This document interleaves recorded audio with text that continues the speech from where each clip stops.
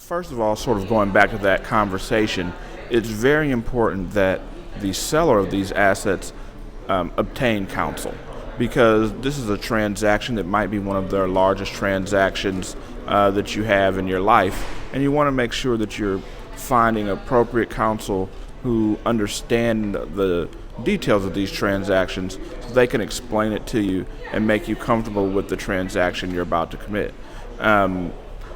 More granular in those agreements, you also want a representative who really has done previous transactions to the space because a catalog acquisition transaction is definitely a little more detailed and has some nuances that you might not find in a traditional record deal or a publishing deal.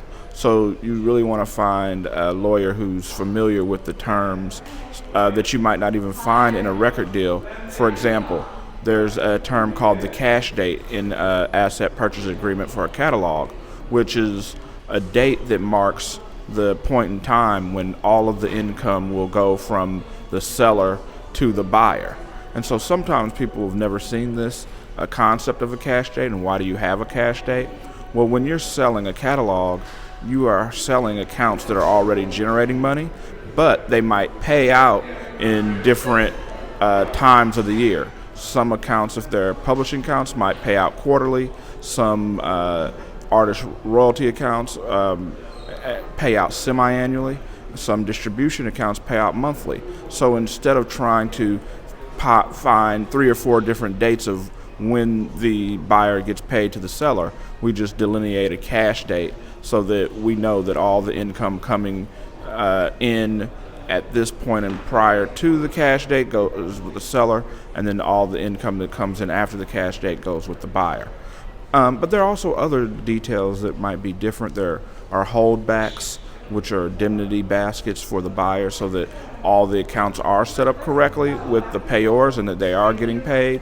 And those holdbacks are usually, there's a set-off amount as well, that all that money that went to the seller after the cash date then is deducted from that holdback. So these are just a few of the important nuances that you probably need an attorney to help explain it to you, but you should at least be aware of the meaning and how these terms affect the payment once the seller gets paid on the closing date.